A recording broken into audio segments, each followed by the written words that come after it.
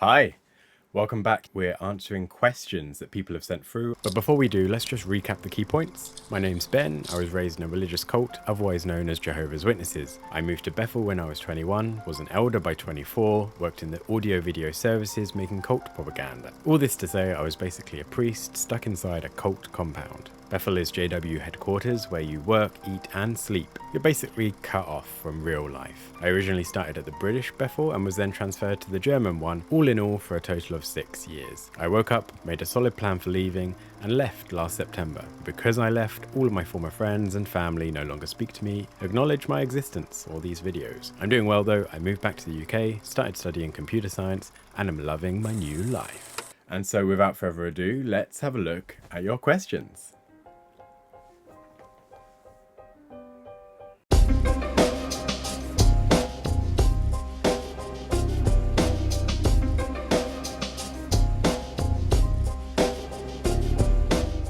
So here we are on Reddit. Greetings from a former Brooklyn Bethelite. What is the highest level PMO you've ever met? I met some people in writing that I was certain were PMO. What percentage of Bethelites do you suspect are PMO? If you don't know, PMO, physically in, mentally out. These are cult terms. You might have seen PMO, POMO, POME, PMO. There's too many. Basically, it's P is physically, and M is mentally, and then I in, O out. So PME, physically in, mentally in. You're a Jehovah's Witness and you fully believe you're right, or you're in any cult and you fully believe it's right. POMO, like myself, physically out that I've left the cult, mentally out that I don't believe it. Yeah. So the question again was, what's the highest level PMO you've ever met? Physically in, mentally out. I don't think I've ever met any inside Bethel, except myself. What percentage do you suspect are PMO? Very small. I mean, we like on the outside to imagine that things are breaking and coming down, but I'm here to break it to you. That's not what's happening. Everyone, not everyone, but 99% of the people in Bethel really, truly believe that they are doing the right thing. And that is the best course of life. And they're happy with their decisions. Like myself, I was one of them. Do people in Bethel really believe in what they do? Yeah, they do. They really, really do. Our sisters not allowed to even touch the Shepherding the Flock of God book, even if they're in shipping boxes. What a good question. I was thinking about doing a video about this, but it's kind of a short story, so perfect. It's almost like I paid you. Great question. I made a tremendous amount of money. Tremendous amount. It's ridiculous. I mean, I don't even believe it myself. You want to know the truth? I don't even believe it. Okay, so, well, no one sees the Shepherding the Flock. Oh, let me explain what that is. The Shepherding the Flock of God book is the Elder's book, which is a book that is given to you when you become an elder or a priest, which basically gives you all the rules you have to follow and tells you what to do with the congregation, like who can get in trouble for what, when, how does that work, etc. It's a secret book that they don't really tell anyone exists until you become an elder, and then they give you it. So it's very strange. Anyway, no. When these books come into Bethel, they are someone or some elder in the shipping department is assigned to manually package up these books. And by that, I mean they get every single book in every single language, because obviously there's multiple languages of these books. You get the book and you put it inside a opaque folder or slip, basically, and you seal up that slip. So when people come along and they need to collect that item to ship to a congregation, they can't see what book it is. Obviously everyone knows because it's the only one that gets covered up, but yeah, they get covered up and put a sticker on which says basically only the congregation, what is it called? Coordinator. So only the coordinator should open these folders to open these books and then give them to the elders. So yes, I was actually assigned to be one of those elders. So I was given a pallet of books that I had to package up individually and then put out for collection from sisters or brothers or whoever, to ship out into these boxes. So they literally will cover it up. And what's really dumb about the whole system is they reprint these books every like 6 months or something. And so we have huge stocks of books that just get chucked in the bin because they weren't ever dished out. And because of the way they get money if they recycle certain things. So we have to open the slips, take out the book, and recycle the book. So basically every 6 months you have to get the old like pallets of covered up books, open the slip which you have, you know, sealed, take out the books that you put there and chuck it away so that they can get money. Meanwhile, the new palette comes in of like 4 or 5 different word changes, and you have to package up those books into these pockets. It's real dumb, and it's like a complete waste of time. This is the real key to Bethel. I'm really riffing here, but this is really a key to Bethel, is they do not care how long something takes because they've got unlimited manpower that they don't have to pay. They only care about cost. So if they can waste people's time by sealing up books and unsealing books so they keep this book kind of secret and they get money for recycling, they don't care how many people they chuck at that project because they don't pay them.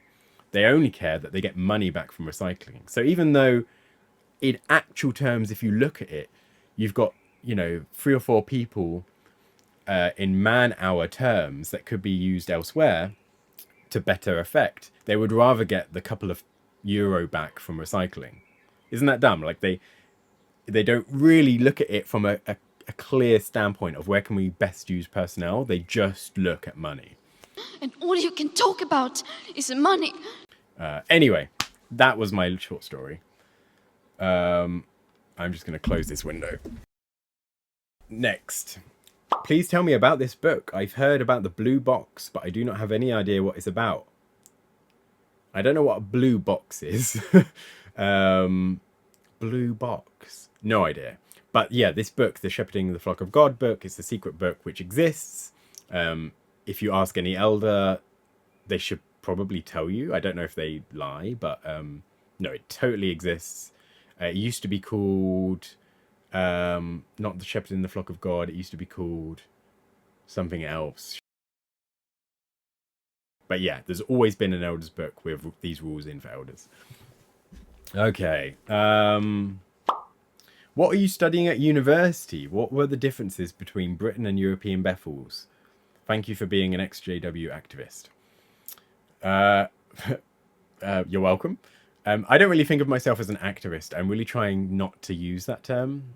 Not that I'm having a go, but no, I'm trying to, as you might have seen with The Week With Me, I'm trying to do videos for people with a fresh start and using my experience being in a cult to talk from a place of experience. So I don't really want to... Basically, I do have like all this information about Bethel and stuff, but it feels so cheap to make videos about that. And what I mean is, like, you have to, because of the way YouTube works, you have to really hype what you're doing. And so you have to be like, Bethel's story, people get kicked out for sleeping with each other, or the real alcohol situation in Bethel. And it's all just kind of clickbait for just stories about Bethel, which I can tell you when I'm out and about doing other things, or in this kind of scenario.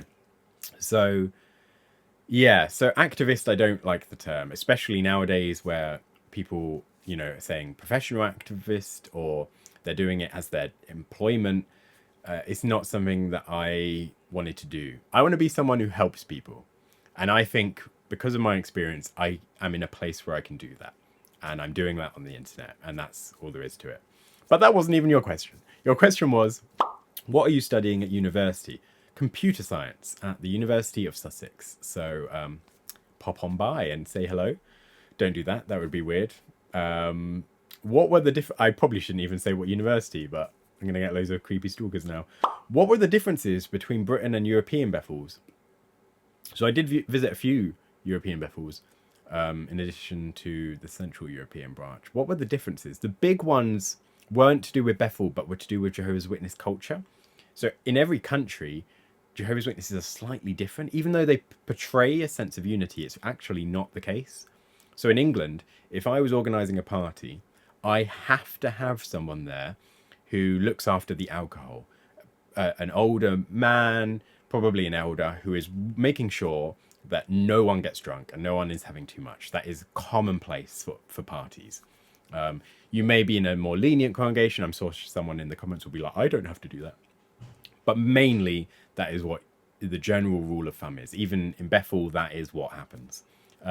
In Germany, I was on a party committee for inside Bethel, and I said who's going to be looking after the alcohol, who's going to be watching people, and I got literally laughed out the room. Like they found that hilarious that someone should look after alcohol. They said no, if someone wants to get drunk, they will get drunk and they will deal with the consequences. It's not our problem, which is a completely different way of thinking to Britain. So culture plays a huge role. For instance, Disney in England, kind of totally accepted. I mean, there's a few which they would, raise an eyebrow at, but generally Disney's fine. In Germany, there were a lot more people who were willing to say, no, that's magic. Witchcraft. I can't believe you've watched Little Mermaid. I can't believe you've watched Pocahontas. These should have been signs that I was gay. But yeah, this was a huge difference culturally. So that would be probably the biggest one. And that feeds into Bethel in the way Bethelites feel and think. The shop, for instance, full of beer in Germany, can't have it in the Britain one. Next, what are the living quarters at Bethel like for higher ranked brothers? Did you ever see how the branch committee lived, for instance? The usual line I've gotten from JWs is that everyone is equal at Bethel, but that's not true in social practice. Good question. It depends on the branch. Again, always depends on the branch, on the Bethel. But in the newer Bethels, most, if not all rooms are kind of standard sized. And it doesn't matter who you are, you're going to get one of those rooms. It just, maybe you get a higher, like physically on a higher level room, or maybe you get a ground floor one with a balcony, one without, this kind of thing. In older branches like Germany, the room sizes greatly vary. You could be in a really... I'm going to give you a scenario. You're a sister who somehow has managed to be invited to Bethel. Let's say you're a doctor or something. That's the only way you're getting in. Or you know someone... or you're flirting with someone who is in a position of power. That sounds a bit sexist, but I'm just relaying that is the only way you get in. Anyway, so they get in. You are going to be put, certainly, in Germany at least, in a room with 3 other women, 3 other sisters. And the room is not much bigger than this room that I'm currently in. So basically just about comfortable for one person. You would have about 4 people in that room, and it is a nightmare. And there's lots of social drama that happens because of that. On the flip side, if you're a branch committee member with lots of years of experience, you might have a room that, no joke, is a ginormous apartment with 1, 2, 3, 4, like 5, 6 different rooms if you include the bathroom. Like real big rooms. So it really depends. And that is done in a kind of fair bidding system. So you bid with your year's experience. But if you're a single sister, you can't bid. If you obviously are new, you're not going to get a good room. And there's people there with, 40, 50 years to bid. So they're always going to get the better ones. And also, if you're kind of like a critical thinker, let's say, the bidding process is all done behind closed doors. So no one can verify how this happens. Like it just gets done. It's kind of like no one questions it. It just, the bidding process occurs. No one else was in the room where it happened, the room where it happened, the room where it happened. So is it being fair? I don't really know. Do you think the governing body members actually believe? I just answered that on Twitter. Yes, I do. Have you ever seen anything that regular JWs wouldn't have even thought about over the years you worked there? Anything off-putting being accepted? I would say the worst thing is the treatment of Bethellites. And I don't mean in terms of facilities. So this is the thing, like facilities and the way they treat Bethellites in that sense is very good because higher ups have access to all those facilities as well. But the way they really treat the lower class or the new people in Bethel in terms of the Bethel structure is horrible. So I'm trying to think of a good example. So I know someone who came to Bethel, quite new in the truth, actually. I don't know how he got in. Young brother, full of power, loved the truth and was really into the whole system. He was in shipping, but he wasn't the shipping department, worst department I've ever experienced in the Germany branch. The Britain branch was amazing. So again, depends on the branch. But Germany was really, really bad. He comes in, and because he's not sucking up to the brothers that he should be sucking up to, he just gets treated really bad. And then they kick him out. Like, he's left home. His family, I don't even know if they've moved home or don't have room for him anymore or what their situation is. I mean, Bethel certainly doesn't know. And they kick him out for not because he did anything wrong, just because the overseers kind of thought, we don't really want him. So he came to Bethel, changed his complete life. I think he was there maybe 6 or 7 months, and they just straight up kick him out. He was a really good person, and I'm not saying it because he's, was a friend of mine. We got on. But he could have really progressed quite well, I would say, in the structure. But because he didn't suck up, he got tossed out, basically.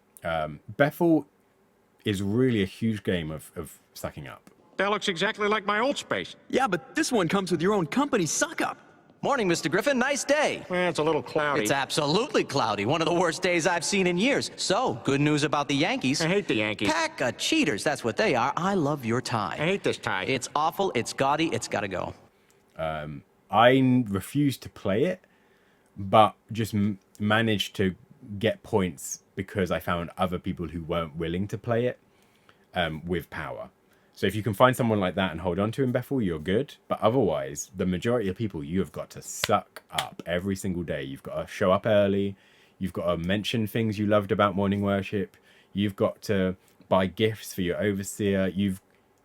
This is what you've got to do, because otherwise you're going to be in that exact same job forever until you die. You'll get kicked out without much notice and without any kind of, experience or house to go to. You really have got to just go with the system that they've built. Anyway, that's a whole nother topic. But yeah, I would say that's the most kind of thing, the biggest off-putting thing about Bethel is the culture. As an elder in Bethel, did you have to handle anything judicial in nature? Once you started down the Pimo road, how long did you serve until you stepped down? That's been answered in my video. How did you go knowing that you were gay and still... Okay, so I'm going to leave all that because I think that's kind of answered in the other video. As an elder in Bethel, did you have to handle anything judicial in nature? No, I never handled anything judicial in my congregation, thank goodness. I actually volunteered while I was still PME to do one, but fortunately, through circumstances, that wasn't possible. And I was never... Bethel... people don't know this, but inside Bethel... You can be an elder in Bethel, okay? So you're an elder in the congregation and you are living in Bethel and working in Bethel and have a good job in Bethel. There's another layer, though, of when you become a Bethel elder. And a Bethel elder gets pulled into judicial cases within Bethel, may get assigned people to help and support. And by help and support, I mean kind of say stop partying and that kind of thing. They'll get... jobs for being the elder on call. So if someone was caught sleeping with each other or doing something crazy, that elder would get called. So all this kind of stuff, they're Bethel elders. That's another layer to the elder arrangement. I was never a Bethel elder, so I didn't handle anything like that. But no, also in the congregation. And if you don't know, judicial in nature means anything whenever you kind of break the rules. The Jehovah's Witnesses will form a judicial committee, so a group of older men and kind of these priests who will basically decide whether you're repentant or if you meant to do it, or if you yeah, basically if you're repentant or not. If they think you're repentant, they decided on the repercussions, and if not, you're probably getting kicked out without anything. Okay. On average, how long... No. On average, how do long... Oh, my English. We have people that are stupid. On average, how do long-term Bethelites compare to non-Bethelite pioneer elder types in terms of Bible study, service time, loyalty to the GB, and or bending the rules? I'd say it's about the same. So there's a majority of people who never do that kind of stuff and just fake it good, like myself. And there's also the people who are really into it and have a really strong schedule. So it's just like being on the outside, really, I'd say.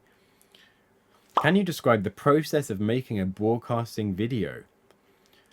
Yes, but it's kind of long, so I'm not going to. But no, I can't even shorten it. It's a whole thing. Maybe I'll do a video on it if people want. Have you ever interacted with some governing body member? How was this interaction? Yes, I have. Once with Mark Sanderson, I bumped into him in the food room in Bethel. He's way shorter than you expect. He's really a short person. I didn't know that from broadcasting. But that was just a quick hello. I had a full interaction with Brother Hurd. He came to the international convention where we were doing some filming, and we were asked to kind of get some shots of him greeting brothers and sisters. So I went with my overseer to go and talk to him. We had to go through some like security. Then we had to meet with his personal assistant. And then we finally met with him. And we kind of floated this idea of meeting these, you know, concentration camp survivors and some really long-term witnesses in the disabled section, get to meet them, you know, hype up these shots. And he was kind of like, no, he wasn't kind of like, he literally was like, oh, yeah, well, we'll see if we have time, you know, check with my assistant. If we can slot it in, then I guess, yeah, but we're very busy, so, you know, you'll have to check with them. And I was like, it was mad to me. I was expecting him to be like, yes, of course. I was like, I want to meet concentration camp survivors. They've done more than he has, like, in terms of the truth. Anyway, so that was really eye-opening, and that really shook me. It didn't make me, maybe it was the start of questioning, but it was a long time after that anything happened. But I remember meeting a friend, my old best friend, afterwards, and saying to him, like, that was really not what I expected. And he said, you know, some people get disappointed when they meet people like that. And I was like, I am very disappointed in the whole interaction. It was only like maybe 20 minutes, but just, just much older in real life. Not really that with it, a bit ditzy.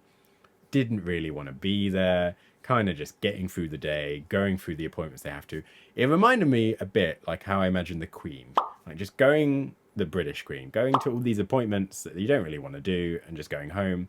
And they're old and they just don't want to do any of it anymore. And I was not expecting that. The helpers on the other hand, they don't have assistants, and they are just full on like very much more, I think, how people expect the GB to be planned. They are analyzing things. You know, they made sure to be in the correct places for filming, to get good shots of waving. They made sure people kind of knew who they were. Very, very, I'm going to say arrogant, or at least puffed up in their position. So yeah. What are some of the joys you find in life now that you've left? What a question. Hallelujah! Hallelujah! Wow, thank you. What are some of the joys? So I've mentioned not having to lie. Amazing. Being openly gay. Amazing. Difficult, but amazing. I think the ability to listen to people and talk to people without having an agenda. So as a pioneer, or as a Bethelite, whoever, as a witness, whenever you speak to someone who's not a witness, in the back of your head, there is, or there should be, This feeling of, how can I get you to become a Jehovah's Witness? It's as simple as that. That's what's happening. Whether they say it or not, whether you believe they're doing it or not, that's what's happening. And or at the very least, that's what will happen, or they will try to think that. So the ability to just meet someone and completely disagree with them, or hear bad things about them, or just not even like them, but listen to them and just have a conversation with someone and debate or converse and talk about life or themselves and learn about people without having to think, how can I get you to become one of my religion, or how can I make you my friend? Like, you just interacting with people in a normal fashion has been amazing. I think that's a real joy, is just the interactions you can have with these amazing people outside who have lived interesting lives or have interesting takes on things.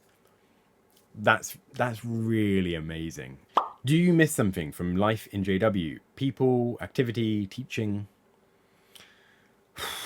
Yeah, so obviously I miss my family. If you don't know, when you leave Jehovah's Witnesses can no longer talk to you. It's one of the big reasons that they are a cult and not a religion. When I listened to the announcement that my son had been disfellowshipped, my whole world seemed to come to an end. All in the congregation can show principled love by avoiding contact and conversation with the disfellowshipped person. They thus reinforce the discipline that Jehovah has given him through the elders. So my parents and brothers and sisters that I grew up with, they don't speak to me anymore and haven't since I left. So I miss them dearly.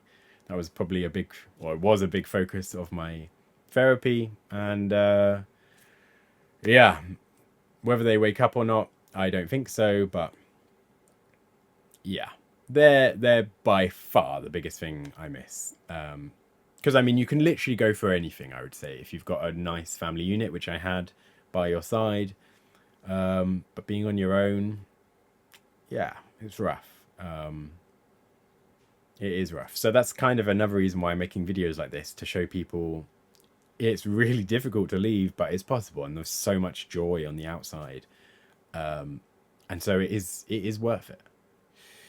My question is this universal brotherhood thing, is it an actual term used, or did my dad make it up? How much do they play up brotherhood in higher ranks? Yeah, that's totally a thing. So Jehovah's Witnesses refer to other witnesses as brothers and sisters, and inside Bethel, you are called the Bethel family. So whenever there's a problem, it has to stay within the family. Actually, they tell you to lie to people outside Bethel, but that's another story. Yeah, so there's a lot of family, brothers and sisters, family, the Bethel family. We don't want to upset the family. I'm not going to do that because it will upset the family. The brotherhood worldwide. We want the brothers worldwide to be happy. These are all terms that are used. And yeah, you're right. They when you say that they look and sound culty, they do. My question is it worth at any age starting my education? Are there many people your age at university? Is it awkward, or do people look down on you for being older than many of the other students? Good question. Is it worth at any age? Probably. I don't like talking about things that I'm not experienced in, and I'm only 27, so I can't speak about any older than that. But I don't regret it doing it at 27. Are there many people my age at university? In my exact course, in my exact class, there's one other mature student. And I think that's quite low for the university. So it depends on the university, really. So I would check that out. There's a few forums and things you can see if there are other mature students in your university that you're applying for. So I would definitely do that. Is it awkward and do people look down on you? No, not really. Obviously, there is a gap in just like emotional intelligence and social ability, and likes and dislikes, but it's not, at least at 27, it's not massive. And especially because university, obviously you have different years, so the people in master courses and your final years are even closer to you in age, so you'll find people that you get on with. Yeah. And even if you don't, that shouldn't be the reason you go to university. You should be there for the education. So figure out if it's right for you, figure out if it's an age that you are happy with, figure out the financing of it. And yeah, and go for it. Are you still in touch with Lloyd Evans, or did things sour after his scandal? What are your impressions of him? Help me! Help me! Are you still in touch? Actually, no, not anymore. I tweeted out that I felt he was making some mistakes, not in terms of behavior, like with what he did, but just in the way he was handling the situation. I felt was so poor and could have been dealt better. I texted him in advance to tell him that, and he got mad. And yeah, after that situation where I told him I thought he was doing a wrong thing, he told me not to call him his friend, and we haven't spoken since. I think, like he says, if the hand of friendship ever extends out, then that's great. But I'm not mad about the situation. I think he's in a really difficult situation that he seems to keep making worse. How old are you? 27. But great question. I'm 28 in less than a month. This is my first birthday. I won't say exactly what I'm doing because technically it involves some in Jehovah's Witnesses. But yeah, I'm celebrating with friends and the family I live with. So that's really exciting. I'm really excited. I'm going to put a number 1 on the birthday cake, and yeah, it should be a blast. But yeah, currently 27. Have you gone on any dates after leaving? I have. I actually had a really, really, really, really bad one the other day. And not them. I was the bad person. I don't even know if I should say this. Basically, it's summer now in the UK. I had this thick woolly coat on that looked really good, but I was walking to his place and then I needed to pick up stuff on the way, like beers and stuff. And then I was late, so I started speed walking because I hate being late now. Germany's made me really punctual. So all of this combined to me showing up drenched is not the right word. It's a little warm in here. I'm going to say covered in sweat and like rapidly producing more sweat. And it was disgusting. As soon as they opened the door, I was like, this was such a mistake. It was so embarrassing. It's the kind of thing that would end up in like an episode of Fleabag or something. Like, I look like a pencil. You don't look like... Laugh! It was one mistake after another that ended in social disaster. The date ended quite well, but what a dumb thing to do. So yeah, some good, some bad. Yeah, I think I've answered the majority of questions. If I missed yours and it was really great, feel free to write it in this comment section and I will try and answer it. Thanks for watching this. And maybe before I go, a question for you. In your experience, leaving or having left Jehovah's Witnesses or any cult or any group, country, what's been the best thing about your new situation? Maybe write that in the comment section. That'd be a nice positivity wheel. But anyway, it was great being with you. Thanks for all the questions, and I'll see you in the next one.